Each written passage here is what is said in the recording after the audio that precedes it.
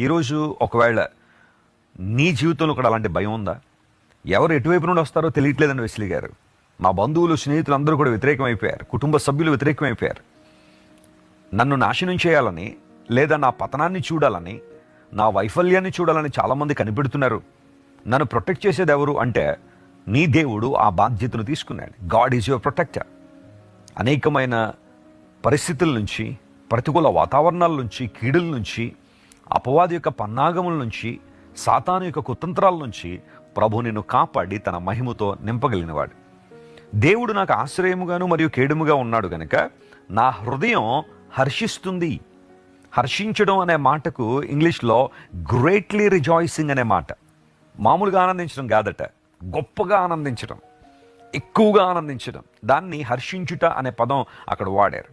ఈరోజు నీ దుఃఖం నుండి, నీ కన్నిటి నుండి ప్రభు విడిపించి నీ హృదయంలో